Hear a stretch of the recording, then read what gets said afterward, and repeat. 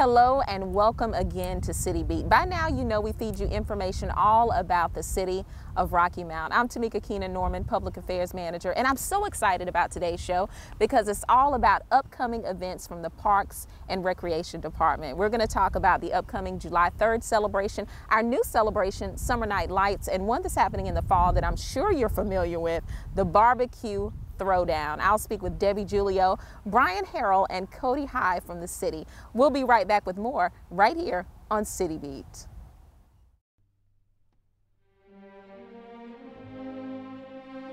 The Tar River name comes from the gentle waterway that flows through Nash and Edgecombe. It was at the falls of this river that the first settlers mounted on the rocks to build what today is the city of Rocky Mount. Tarboro in Edgecombe County is the oldest community in the area, dating from the 1700s. Here you'll still find a historic town commons, quaint shops, and a world-class restaurant. Nashville is the county seat for Nash County, and it too offers a special small-town charm. Whether it's music, dance, theater, or the visual arts, there are numerous cultural centers in Nash and Edgecombe counties that should satisfy even the most sophisticated arts appetite. The music you hear being performed is by the Tar River Philharmonic Orchestra, which gives concerts each year in the Twin Counties region. The orchestra has enriched the lives of all of us who live in Edgecombe and Nash counties. Built in 1808, the Blunt Bridgers House in Tarboro is not only a National Historic Landmark, but it houses a unique collection of Edgecombe County memorabilia and artwork. Housed in a former church built in 1914, the Nash Arts Center in Nashville is run by Nash Arts Council and the North Carolina Arts Council. The center offers performances by local music acts, plays written and directed by North Carolina playwrights, as well as exhibits of art by local artists. The renovated Imperial Center for the Arts and Sciences in downtown Rocky Mount houses an art center featuring exhibits that change throughout the year, a unique children's museum and science center that houses a digital planetarium, and a community performing arts theater, which stages more than 100 productions annually. The 1,200-seat Dunn Center for the Performing Arts is located on the North Carolina Wesleyan campus and offers Broadway performers and shows to entertain and delight a diverse audience. The center also houses 2 visual arts galleries. Nearby, in the college's Pearsall building, is the renowned Four Sisters Gallery. The city of Rocky Mount has recently renovated an area of its downtown called the Douglas Block. Here are restored retail buildings and the culturally important Booker T movie theater that showcases performing artists and classic movies. In the downtown, you'll also find Harambe Square, where cultural festivals are held and the music of the native son Thelonious Monk is often heard. The 2-story Caheen Auditorium at Edgecombe Community College in Tarboro attracts a variety of musical talent to the region. For those who love unique events, the Twin County region has festivals that celebrate barbecue and pumpkins and beach music and the arts and more every year. We think you'll be surprised to find the Tar River region is filled with so many things to do, places to go, and people to meet. Hello and welcome back to City Beat. And I told you this is going to be a very exciting show. People always get excited about the things happening with the Parks and Recreation Department, like the July 3rd celebration. And here to tell us more about it is Debbie Julio, Special Events Coordinator for the city. Hello, Debbie, and welcome. Thank you. Yeah, Special Events Coordinator. You know, we met a couple of weeks ago and Debbie was like, man, I've got a lot going on. I'm sure that this is a really busy time of the year for you. So, Debbie, what do you do as Special Events Coordinator? Some of the events that you plan? And we got coming up July 3rd, Independence Celebration. We also have a new event coming up called the Rockin' Classic Car Expo, which will be the 20th and the 21st. That's brand new, first time this year. I can't wait to do it. It's going to be a blast. We also do the Christmas Parade. And the one that is the big one for us is the BBQ Throwdown, or the Eastern Carolina BBQ Throwdown, and that's in the first weekend of October. Ooh, I'm looking forward to that. Yeah. I know we're going to touch on that later. But July 3rd celebration, I've heard that this is a huge event. Some of the questions that I've gotten, why did we decide to do it on the 3rd versus the 4th? It's cheaper. It's less money to get your bands and your fireworks on the 3rd. We've been doing that for years. Also, other area communities do theirs on the 4th, and so we're not competing with them. The 3rd is a better day for us to do it, so that our police can help out with those other areas as well as us. Exactly. And this is something great for everybody, because I've heard people say, well, there's not enough to do in Rocky Mount, but this is a huge event. last year and in the years prior, about how many people have you seen come out to the July 3rd celebration? At the event, 7,000. But when the fireworks happen, people come from everywhere and start parking on the street and lining up. I would venture to say 10, 15,000 people are watching the fireworks show that night. But in this stadium, there's 7,000 people at the actual event. Wow, and it's taking place right here in the sports complex. We're here right now. Beautiful day. Yes. So we're going to keep our fingers crossed and hope that it's going to be a beautiful night as well at the celebration. Exactly. Now, the doors open at 6 o'clock. Opening ceremonies begin around 7. Tell me what happens between 6 and during those opening ceremonies as well. We open at 6 to let people kind of get in because there's a lot of people coming. Gives you a chance to kind of find your spot on the field. We encourage people to picnic on the ball field, bring your blankets, bring your chairs. There'll be food vendors at that time. The kids' activities will be going on, the inflatables and that type of stuff. 7 o'clock we do an opening ceremonies, and it's really to,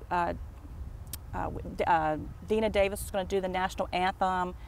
We let people talk, do that kind of stuff. We have the colors, the American flag and that.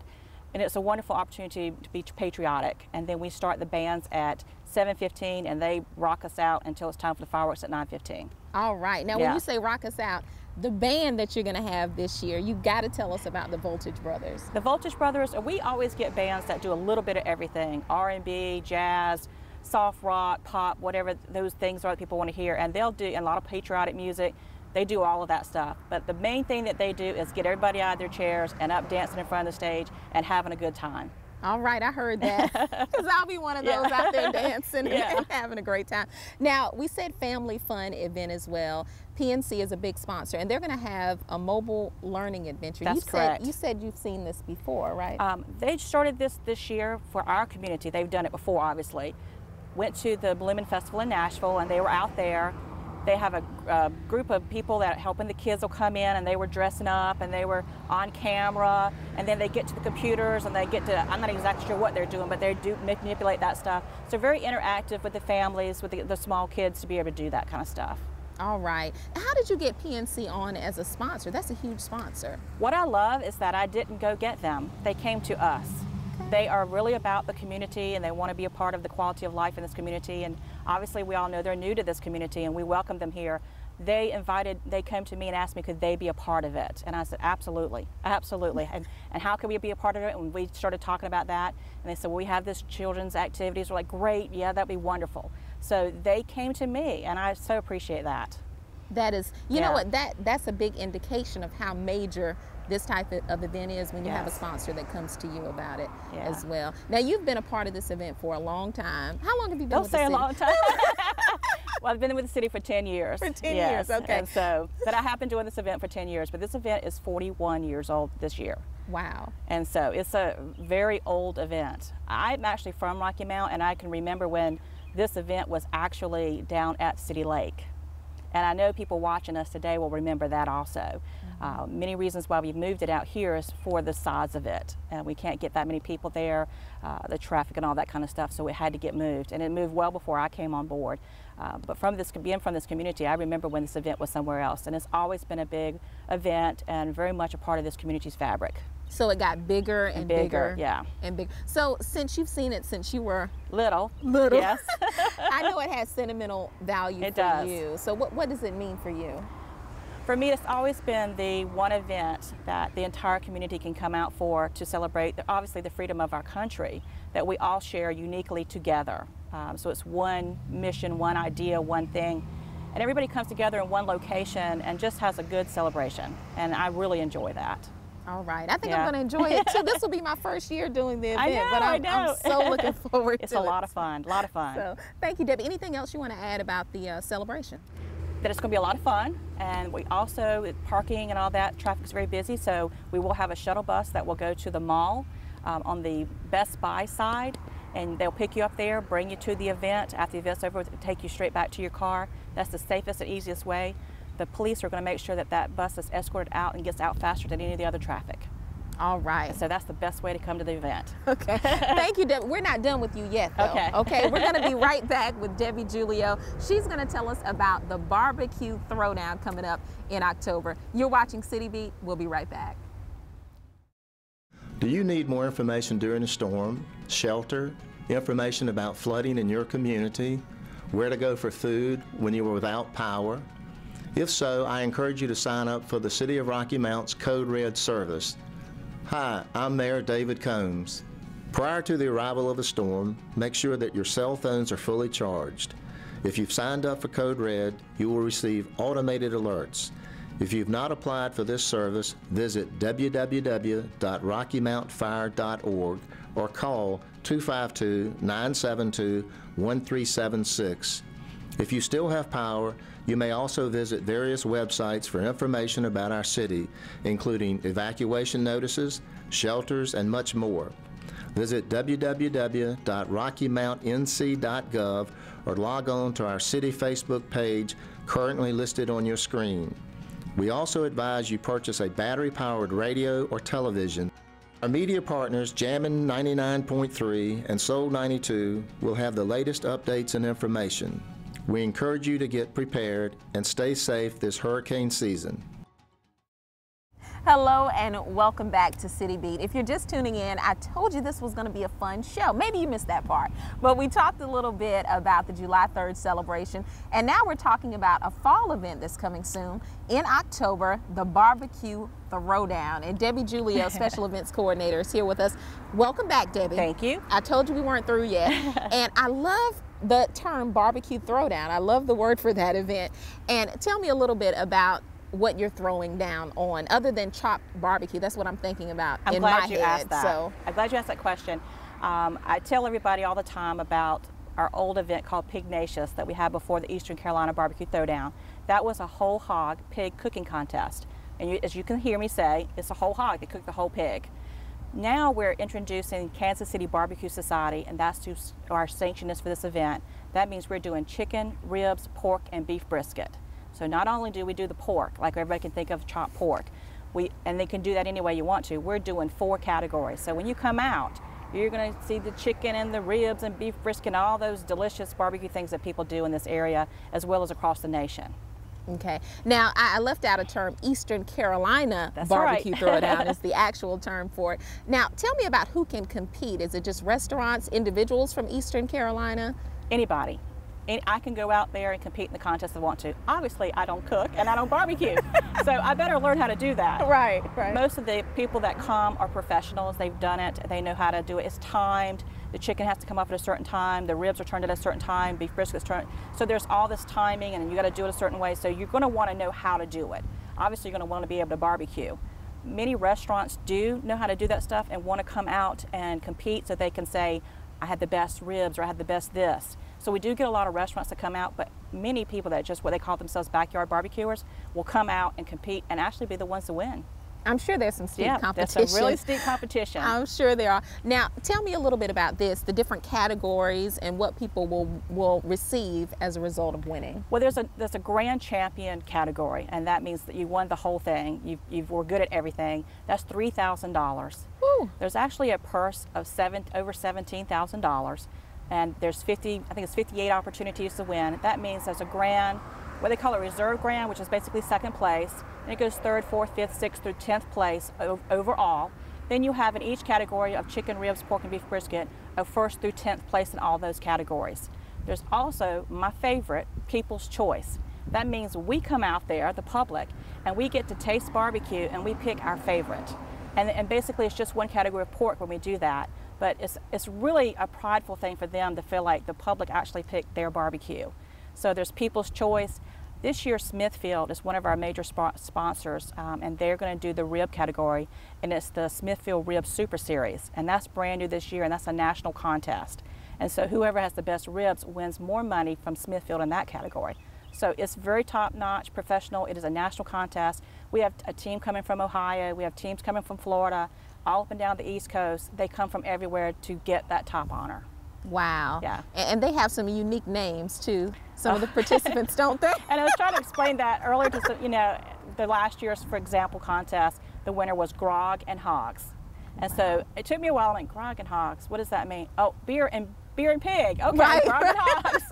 A lot of them, you know, it's about, you know, relaxing, having a beer, cooking your pig, you know, being out in the backyard, that kind of idea. And their names will be along that line and stuff like that.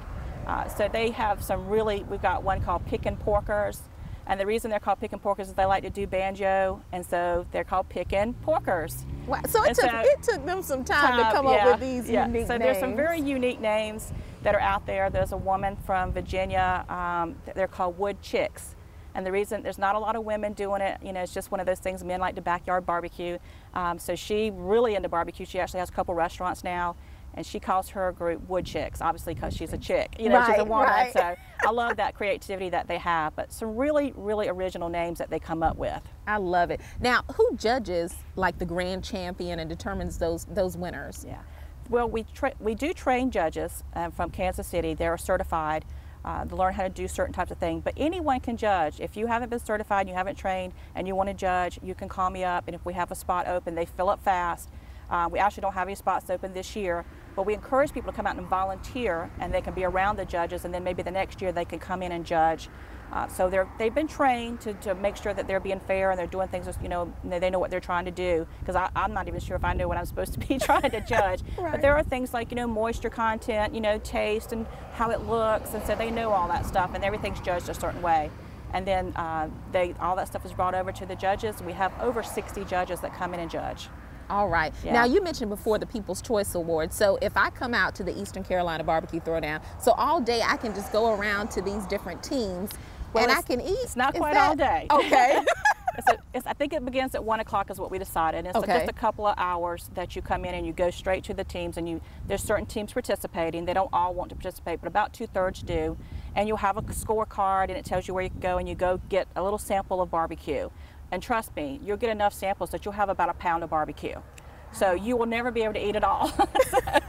And you get to taste all that barbecue, and you go back and you say, okay, I like number 4s, or I like wood chicks, or I like whoever it was. And then that's how we figure out who won that contest. But you do get it costs a little bit of money to do that, but you do get a chance to taste a lot of pork barbecue. If you don't want to do that, because that will sell out, we won't be able to do that for everybody. There are 2 barbecue vendors that are competitors that will be selling their barbecue while they're competing. They'll compete, and they'll also be serving barbecue at the same time, right in front of the train station. All right. And let me tell you what. And sometimes if you just walk around a little bit, you hang out a little bit, you might find some barbecue flowing around.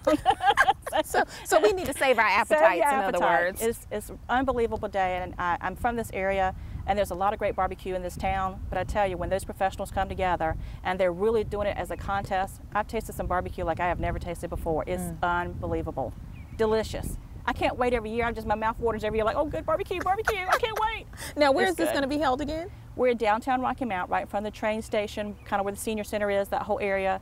We extend out down Church Street with, you know, vendors and kids' activities and Station Square parking lot. Just a big festival. Not just the Throwdown, but also a festival going on too. Oh, yeah. You know, the crazy thing is, when I lived in South Carolina for quite some time, everyone was like, I need North Carolina barbecue.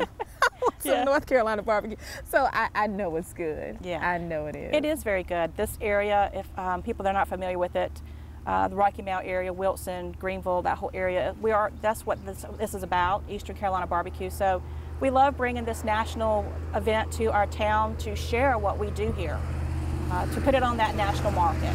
All right. And for more information, folks can log on to BBQ Throwdown. That's correct. All right. And it's so amazing because I've seen so many different comments up there, positive comments about the Eastern Carolina BBQ Throwdown and the festival in general. So it's really good to see. But thanks, Debbie. Thank you. Thank you so much. And thank you for tuning into City Beat. We'll be right back. I promised you that we'd talk about summer night lights. So we'll talk with Brian Harrell and Cody High. You're watching City Beat. The Twin Counties region is known as one of North Carolina's leading entrepreneurial centers. Settled originally around one of the South's first cotton mills, our area later became a railroad and tobacco center. In 1962, Hardee's Food Systems was founded here, and today it's one of the nation's largest fast food chains. Many of the original Hardee's franchises were sold to area entrepreneurs, such as the founders of Body Knoll Enterprises, the nation's largest privately owned franchise company. But our base was here, and it was just a great base to grow from because there were a lot of great business partners here that they grew through the years with that helped support their growth and just help them grow. And then just the people, it was really the people, because they're just great people here in Rocky Mount. Today, the Twin Counties region has a diverse economic base. Major distribution facilities and manufacturers of aerospace, elevator, food service, and hospital products have their production facilities in Edgecombe and Nash counties. When you drive through the area, you'll see signs for national and international companies such as QVC, The Cheesecake Factory, Hospira, Caheen, Sara Lee, and Cummins Rocky Mount Engine Plant. A key component of the success formula for Cummins in the Rocky Mount area is access to a regional workforce that's conducive to our particular work culture. We promote collaboration and high-performance work teams, and the area has excellent training resources in the local community colleges, a liberal arts college, and access to the universities of the Triangle area. Having available sites, a large adaptable workforce, low operating costs, a strong work ethic, excellent educational and training facilities, and proximity to East Coast markets make this area a great place for businesses relocating here to excel. We offer numerous incentives and tax advantages, plus we have certified industrial sites with interstate access. And small business has become really big business in our region. Over 90% of the companies operating in Edgecombe and Nash counties are in the small business category. The Twin County area is an excellent place for a small business person to think in terms of starting a business. The entrepreneurial spirit really thrives here. The Northeastern Entrepreneurial Roundtable annually recognizes the men and women of the area who've started companies here. Over 80 entrepreneurs have been recognized in the past 14 years. Today, a new young entrepreneurs organization is taking the lead in keeping the flame of the entrepreneurial spirit burning brightly in the region. If you're an entrepreneur trying to find a place to start your business, please consider our region, because we promise we'll help you succeed. Please come discover what business opportunities are waiting for you in Nash and Edgecombe counties. We are right at that great spot on the map where opportunity and success intersect.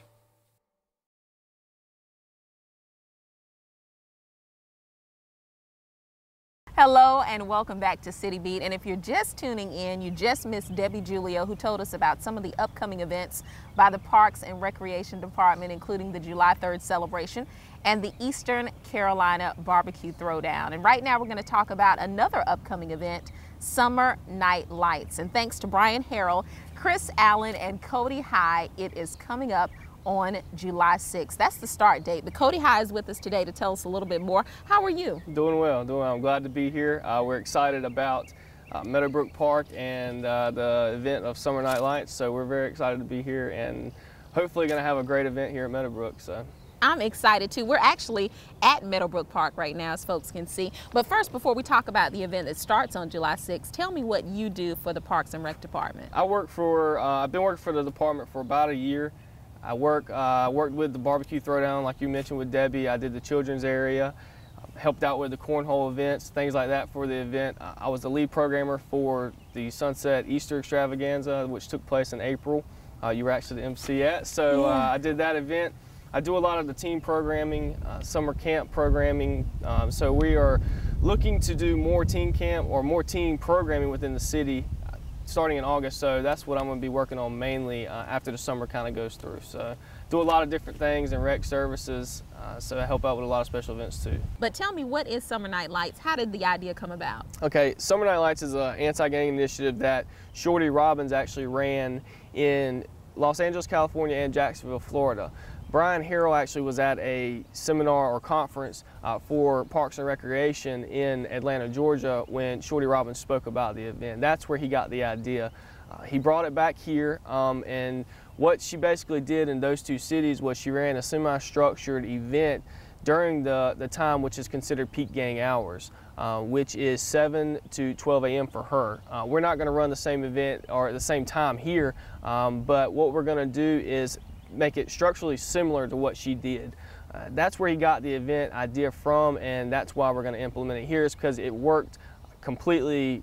It was just one of the best events that they've ran in those cities, and it combated any crime activity during those hours in those communities, and it had a high rate for doing that. Okay. So that's why we're going to do it here. Okay, and not only Meadowbrook Park, but also Branch Street Park is going to be involved in the activity as well. Tell us about the dates and the times and how those locations work. Okay, what we're doing is it's going to be an alternate schedule for that. Meadowbrook is going to be the first weekend, which will be July 6th and July 7th. Then we're going to take the programming from Meadowbrook to Branch Street on the dates of July 13th and July 14th. Then we're going to come back to Meadowbrook and do programming Friday and Saturday night every single weekend, and that's going to be, I believe, the dates of the 20th and 21st of July. And then we're going back to Branch Street and do the same program that we did here on those dates and take it back there for July 27th and 28th. How we're going to do it is the first 2 weekends that we do it are going to be organized sports, things like that.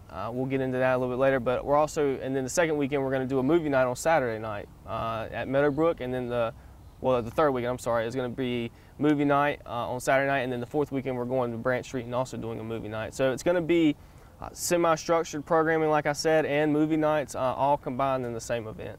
Wow, sounds like a lot. Yeah, it's going to be a lot. So in essence, it's going to be all of July. It's all every weekend in July is when we're going to be running the program. It just will be at the same site every weekend. Gotcha. Now, with an event of this magnitude, I'm sure that other departments are involved as well. The police department is actually helping us almost like a partnership. Police department and the Parks Rec department. We're going to be doing the event together. They actually have their own set of programming that they're doing for the event, and we've got our own set of programming we're doing for the event, but it's all going to be run together. As far as any other department within the city, these are the only two within the city that are going to help. There are nonprofits that we are bringing out that want to help and are going to love to be a part of this event within these two communities. One of them, for instance, is No Shine, No Grind. We talked about organized sports. They're going to be running the organized sports at these events, including basketball and football. So just these two departments within the city, and also a few nonprofits are going to help out. So Cody, overall, how do you feel about this new event, Summer Night Lights? We're very excited about the event. It's something new that's come to the city of Rocky Mount. It's something we've never tried, so that's why we're excited. It's brand new. We feel like it's really going to impact the communities that it's going to be in. So we are just very excited about it, and we're hoping that the community will get very involved. It'll become somewhat of like a block party, like I talked about, something that they can have fun at doing. They can come out, be involved, participate, and really just develop a lot of community cohesiveness from the event that we're offering. So I understand that a lot of residents are probably going to be pleasantly surprised because you've made some renovations to the upkeep of Meadowbrook Park. So tell me a little bit about that. We've actually done upkeeps to both Meadowbrook and Branch Street. What we did is we came in here, me and Chris Allen together, and we did a list of improvements we thought the park needed. And our department, which was really on board for what we were doing, contacted our park maintenance department. They came in and they did exactly what we asked. They redid the basketball courts, the backboards, the goals, the poles. They've come in and put lighting on both basketball courts for the parks. At Branch Street, we had a very dilapidated backstop. They came in, took the backstop down, cleared it up. They've also gone through both parks and got up debris, trash, things like that. So they've really done a lot of work to really revamp both parks, and it's really, I think, going to do well for the event. Okay, well, thank you so much, Cody, for joining us today on City Beat. We appreciate finding out information about an event that's so new, such as Summer Night Lights. And we also look forward to seeing you as well out here at Meadowbrook Park starting on July 6th for the Summer Night Lights. I'm Tamika Keenan Norman. Thanks again for tuning in to City Beat, and we'll see you next week.